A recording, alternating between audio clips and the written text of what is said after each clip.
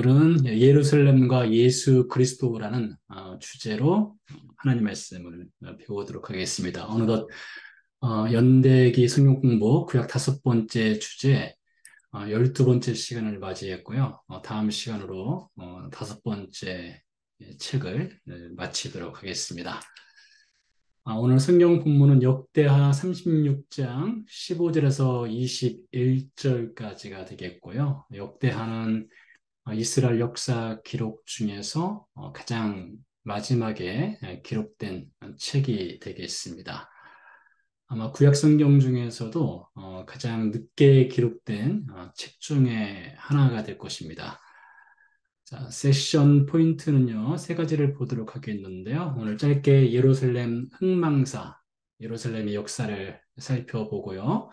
예루살렘 성전이 파괴된 이후, 그리고 이 성전이 돌과 나무로 지어진 성전일 뿐만 아니라 예수님이 성전이 되시고 또 우리 신자들이 이 성전이 된다는 것으로 연결해 보도록 하겠습니다. 신학적 주제, 하나님은 불순종의 죄를 범한 이스라엘 백성과 불법이 자행되는 성전을 멸하십니다.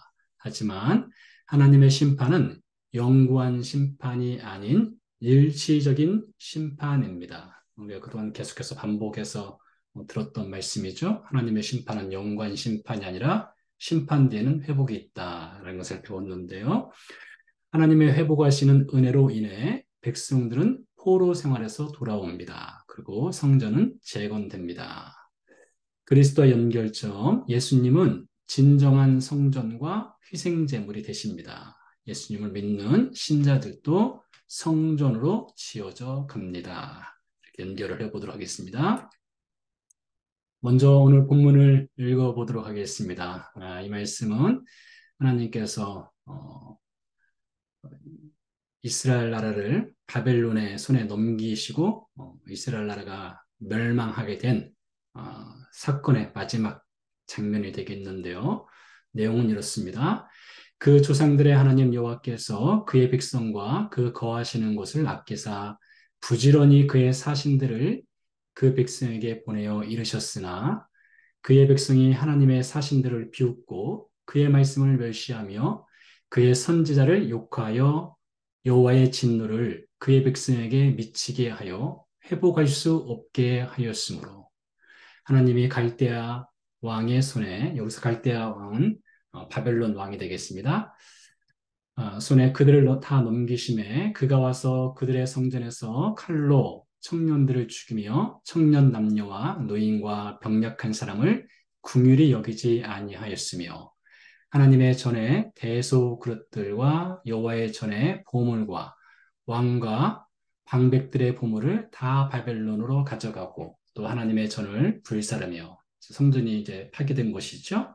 예루살렘 성벽을 헐며 그들의 모든 궁실을 불사르며 그들의 모든 귀한 그릇들을 부수고 칼에서 살아남은 자를 그가 바벨론으로 사로잡아 가매 무리가 거기서 갈대아 왕과 그의 자손의 노예가 되어 바사국이 통치할 때까지 이르니라. 이에 토지가 황폐하여 땅이 안식년을 누림같이 안식하여 70년을 지냈으니 여호와께서 에레미야의 입으로 하신 말씀이 이루어졌더라.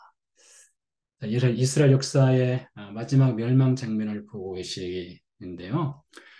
하이라이트 된 부분을 보시면 되겠습니다. 이곳은 주전 586년 경이 되겠습니다. 혹은 학자들에 따라서는 587년으로 보기도 하는데요. 이때 바벨론에 의해서 남유다가 멸망을 당하게 되지요. 그리고 이스라엘 백성들은 70년간 포로 생활을 하게 됩니다. 물론 약간 깊이 들어가면 이 포로 생활의 연수가 시작된 횟수가 586년이 아니라 609년이 될 수도 있습니다. 609년에 바벨론이 1차 침공을 했거든요.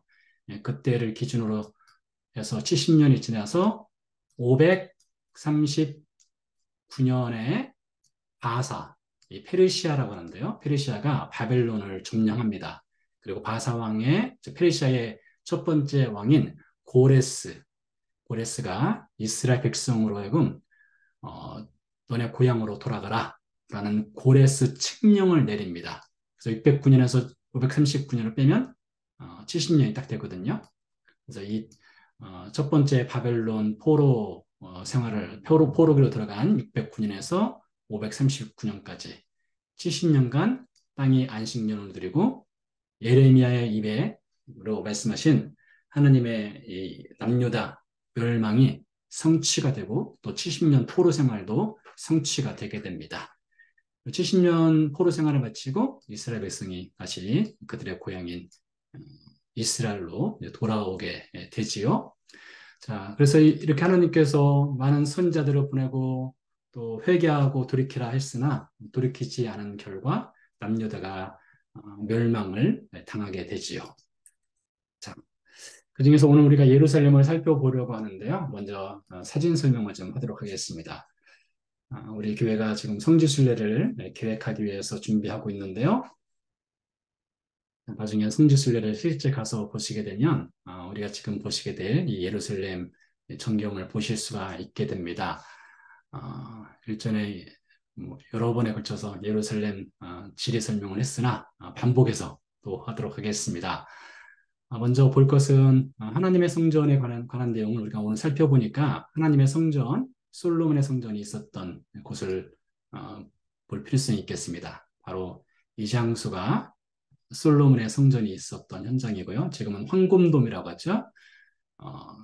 지금은 이슬람 황금돔과 그 아래쪽에 조그만 돔이 하나 더 보이는데요. 알 아크사라고 하는 사원이 있습니다. 현재는 이슬람 3대 성지 중에 한 곳으로 되어 있는 곳이 과거 솔로몬의 템플, 성전이 있었던 현장이 되겠습니다. 이 성전을 중심으로 동편으로 가면 산지 높은 곳이 보이는데 이것이 바로 올리보산 혹은 한글 성경에서는 감난산이라고 하죠. 올리보산이라고 하는 곳이 되겠습니다. 예수님께서 갈릴리에서 출발하여 예루살렘으로 오실 때는 이 올리브산을 넘어오셔요. 뒤쪽에 보시는 이 유대 광야를 거쳐서 올리브산을 거쳐 기드론 골짜기, 여기가 기드론 골짜기거든요. 기드론 골짜기를 거쳐서 이 성전으로 들어가시곤 하셨죠. 자, 예수님께서 십자가에 못 박히신 골고다는 어디일까요? 네, 이 성전에서 시계 방향으로 여기를 12시로 꼭지점을 찍는다면 1시 방향쯤에 있습니다. 1시 방향쯤에 골고다가 있어요. 여기 도움이 두 개가 살짝 보이는데요. 여기가 예수님 성묘교회라고 해서 예수님이 예수님이 죽고 장사 지낸 현장이 되겠고 동시에 그곳이 골고다로 일컬어지는 첫 번째 추정 장소가 되겠습니다. 또 한 곳은 바깥쪽 아마 이쯤일 거예요. 여기 이쯤에 하나 더 있습니다. 자, 그리고 예수님이 부활 승천하시고 나서 제자들이 함께 모여서 기도했던 현장이 있죠. 그 현장은 대략 이쯤에 있습니다. 마가의 다락방이라고 알려진 현장이 되겠는데요. 이곳에서 예루살렘 교회가 최초로 시작되게 되죠. 마더처치라고 하는 예루살렘 교회가 시작된 곳이 이곳이고요. 하나만 더 보도록 할게요. 다윗 시대 당시에 다윗이 살았던 곳은 어딘가? 여기를 성전이라겠죠? 성전을 중심으로 볼 때에 이 아래쪽 여기가 다윗성이라고 해요. 다윗성이라고 하는 곳이고요. 이곳에서 다윗이 생활을 했습니다. 이쯤에서 궁전터가 발굴이 되었습니다. 그래서 흔히 이곳을 다윗의 궁전터라고 말을 하기도 하는데요. 그래서 다윗이 살았고 후에 솔로몬이 예루살렘을 확장하여서 여기다가 성전을 건축하게 된 것이지요. 자, 간단하게 사진 설명을 말씀했고요. 이제 예루살렘 흥망사를 아브라함 시대부터 살펴보도록 하겠습니다. 첫 번째로 예루살렘이 등장하는 것은 아브라함이 이삭을 바치려 했던 장면에서 등장합니다. 창세기 22장 사건이 되겠죠. 거기에서는 예루살렘이라고 표현하지 않고 모리아산이라고 표현을 하죠. 모리아산, 아브라함이 이삭을 하나님께 번제로 바치려 했다가 하나님께서 이삭 대신에 순양을 바치도록 했던 사건이 모리아산 후에는 예루살렘으로 바뀐 그 현장이 최초로 성경에 기록된 것입니다. 두 번째 예루살렘과 관련해서는 다윗과 오르난의 타작마당 사건에서 등장합니다. 사무엘하 24장에서 찾아볼 수가 있겠는데요. 다윗이 인구조사를 했습니다.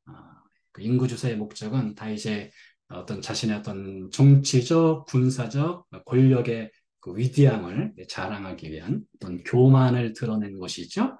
그래서 하나님께서 다윗을 징계하시게 됩니다. 다윗과 이스라엘 백성들을 징계하게 되고 하나님께 다시 회개하기 위해서 그가 살고 있는 예루살렘 궁전, 다윗 궁전 바로 위쪽, 여기가 바로 모리아산이에요. 성전이 지어지기 전이니까 산지였겠죠. 모리아산 이곳이 오르난이라고 하는 사람의 소유였습니다. 오르난의 타작마당이 있었는데 그곳을 다윗이 돈을 주고 삽니다. 사고 이곳에서 하나님께 제사를 드려요. sacrifice, 희생 제사를 하나님께 드렸던 현장이 되겠습니다. 그러니까 예루살렘이라고 하는 곳이 아브라함이 이삭을 희생 제사로 드리려 했던 현장, 두 번째는 다윗이 하나님께 회개하고 희생 제사를 드렸던 현장이 되겠죠. 그러니까 무엇인가 하나님께 제사를 드리는 현장으로 이렇게 연결이 되는 것을 볼 수가 있어요. 세 번째는 솔로몬의 시대로 넘어가도록 하겠습니다. 솔로몬 시대에 가서 이제 다윗 왕이 하나님께 희생 제사를 드렸던 모리아 산을 성전으로 만들게 되죠. 7년 동안 공사를 하게 되는데요. 역대상이네. 역대하입니다. 역대하 3장에 보면 솔로몬이 모리아산 예루살렘에서 성전을 건축하였다라는 표현이 있습니다. 자, 성전을 건축한 이유가 무엇입니까? 하나님께 예배를 드리고 희생 제사를 드리기 위해서 성전을 건축한 것이죠. 그러니까 다 아브라함과 이삭에서도 희생 제사, 다윗 사건에서도 희생 제사, 솔로몬의 성전에서도 희생 제사, 희생 제사라는 것으로 다 연결되는 것을 볼 수가 있습니다. 자, 다음으로 솔로몬 성전이 이제 건축된 후에 이스라엘 백성들이 반복해서 하나님께 이제 죄를 범하게 되지요. 그래서 하나님께서 이방 백성의 몽둥이로 이제 남유다 그리고 이스라엘을 징계하시는 장면들이 반복해서 등장을 하게 됩니다. 그 중에서 주전 702년경 아수르의 사네립이 남유다의 히스기야 왕 당시 예루살렘을 침략한 사건이 있었습니다. 그때 예루살렘이 거의 점령될 뻔했었어요. 그러나 하나님께서 기적적으로 아수르의 18만 5천 명을 다 한날에 죽이시죠. 그리고 예루살렘을 구해주는 사건이 주전 702년경에 있었습니다. 관련된 성경은 열왕기하 17장, 18장으로 넘어가면서 그 내용이 등장을 합니다. 자, 아수르의 침략에서 예루살렘이 한번 보호를 받았어요. 그 다음에 바벨론이 이제 예루살렘을 침략을 하게 됩니다. 이때가 말씀드린 609년에서 586년 사이에 세 차례의 침략이 있었습니다. 그리고 결국에는 586년에 바벨론 침략에 의해서 솔로몬의 성전이 파괴가 됩니다. 솔로몬의 성전이 대략 400년간 유지가 돼요. 뭐 대단한 연수죠. 400년도요. 400년 정도 유지되다가 바벨론에 의해서 성전이 파괴됩니다. 성전이 파괴되고 나서 이스라엘 백성들은 바벨론의 포로가 되어 끌려가게 되죠. 오늘 역대하 36장에서도 그 말씀이 등장하기도 하는데요. 자, 바벨론으로 끌려갔다가 바벨론이 페르시아에게 힘없이 무너지게 됩니다. 공격 한번 제대로 힘 한번 제대로 써보지 못하고 페르시아 고레스 황제에 의해서 바벨론이 역사 속으로 사라져 버려요. 그 대제국이요. 그때가 주전 539년입니다. 자, 그러고 나서 이 539년에 페르시아가 바벨론을 점령한 후에 그 이듬해 538년경에 페르시아의 황제 고레스가 고레스 칙령이라는 것을 선포해요. 칙령은 남유다 백성, 바벨론으로 끌려갔던 이스라엘 백성들로 하여금 고향으로 들어가서 성전을 재건하라는 명령을 내리게 됩니다. 그래서 그 명령에 따라서 이스라엘 백성들이 그들의 고향인 이스라엘로 돌아와서 성전을 재건하게 됩니다. 이 성전 재건에 앞장섰던 인물이 수룹바벨이라고 하는 인물이에요. 그래서 흔히 이 성전을 수룹바벨 성전 이렇게 부르기도 합니다. 성전 공사는 538년에서 516년까지 대략 한 20여 년 정도 걸려서 성전이 재건되게 됩니다. 솔로몬 성전에 비하면 상당히 오랜 기간 걸렸지 않습니까? 그런데 성전은 솔로몬 성전과 비교할 수 없을 정도로 아주 보잘것없는 성전이 건축되게 됩니다. 당시 경제 상황이 워낙 좋지 않았기 때문에 그렇겠죠. 자, 성전은 건축됐으나 성전을 둘러싸고 있는 성벽은 재건되지 않았었습니다. 그래서 느헤미야 시대, 대략 주전 440년, 450년, 440년 이쯤인데요. 이때 느헤미야가 돌아와서 성벽을 재건하게 되죠. 그래서 우리가 성경 느헤미야서를 읽다 보면 성벽 재건에 관련된 이야기가 자세하게 기록되어 있는 것을 또한 볼 수 있습니다. 그러니까 스룹바벨 성전이 느헤미야 시대에 가서 성벽이 재건됨으로써 무엇인가 이제 성벽을 둘러싼 성벽까지 재건되는 것을 볼 수 있는데 후에 헤롯 시대에 가서 헤롯은 주전 19년쯤부터 이스라엘을 다스리게 되는데요. 이 헤롯은 로마 제국이 세운 유대의 왕이었죠. 그래서 헤롯이 성전을 건축하게 됩니다. 지금 보시는 이 사파가 헤롯 당시의 예루살렘 모습인데요. 그 중에서도 이 부분이 성전을 건축하는 현장이 되겠습니다. 요한복음에 의하면 대략 46년 정도 걸려서 성전이 건축되었다. 이렇게 이야기를 합니다. 아마 제가 이것이 틀린 것 같아요. 대략 36년 같아요. 제 기억에 맞다면요. 네. 자, 아무튼 성전을 헤롯이 지었기 때문에 헤롯 성전이라고 불리게 되고 그때 예수님이 이제 공생애로 사역을 하시게 되죠. 근데 이 예수님께서 이 성전이 무너질 것을 예언하시게 되고 주후 70년에 가서 예루살렘 성전이 이제 로마에 의해서 이제 파괴가 됩니다. 그 후로는 성전이 재건되지 않게 되지요.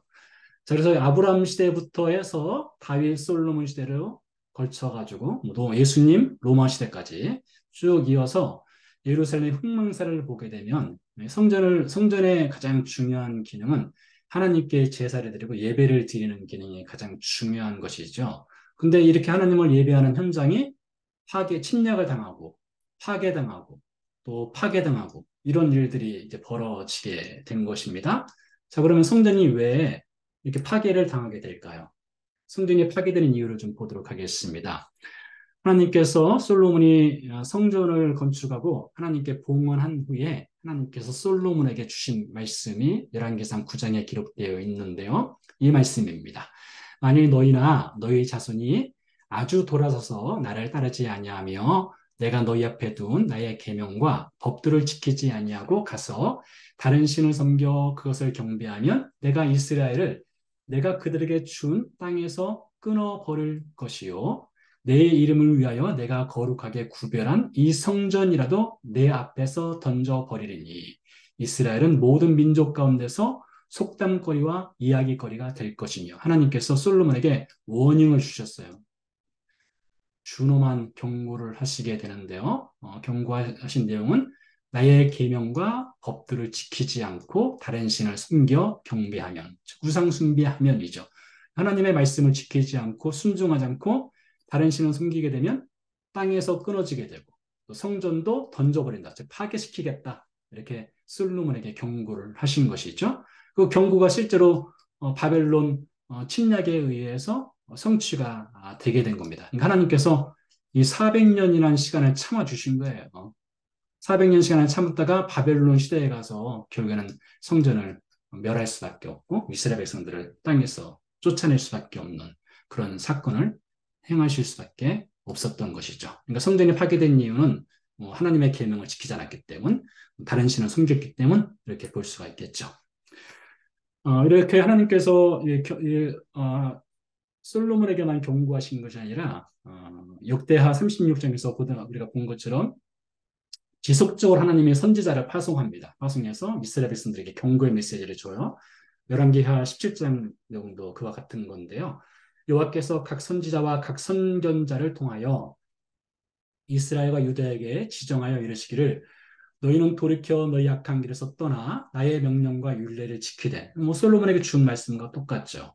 내가 너희 주상들에게 명령하고 또 내 종 선지자들을 통하여 너희에게 전한 모든 율법대로 행하라 하셨으나 그들이 듣지 아니하고 그들의 목을 곧게 하기를 언약과 경계하신 말씀을 버리고 허무한 것을 뒤따라 허망하며 여호와의 모든 명령을 버리고 바알을 섬기고 여호와 보시기에 악을 행하여 그를 경노하게 하였으므로 이스라엘을 그 앞에서 내쫓으신지라 하였습니다. 내쫓으신지라. 위에서 보면 솔로몬에게 준 경고하고 똑같죠. 그는 땅에서 끊어버리신다. 열왕기하 18, 17장 같은 경우는 특별히 북이스라엘이 멸망했을 때 당시에 사건을 말한 거거든요. 이때가 주전 722년경인데 이때 북이스라엘이 아수르에 의해서 멸망을 당하게 되지요. 그 후에도 예레미야 선지자를 통해서 또 하나님께서 반복적으로 경고를 하시게 됩니다.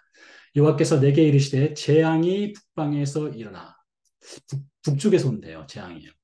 여러분 바벨론이 어디에 있습니까? 대략 동북쪽에 있거든요. 북방에서 오는 거예요. 이 땅의 모든 주민들에게 부어지리라. 내가 북방 왕국들, 북방 왕국들이니까 바벨론, 아수르 뭐 그런 나라들이 되겠죠. 모든 족속들을 부를 것이며 그들이 와서 예루살렘 성문 어귀에 각기 자리를 정하고 그 사방 모든 성벽과 유다 모든 성읍을 치리라. 여호와의 말이니라. 그래서 하나님께서 에레미야 선지자를 통해서 반복적으로 경고의 메시지를 주었어요. 그렇지만 그 경고의 메시지를 듣고도 이스라엘 백성들이 회개하지 않게 되죠. 그러나 해서 성전이 파괴가 된 것입니다. 자, 세 번째, 성전이신 예수님, 그리고 성전이 된 신자를 보도록 하겠습니다.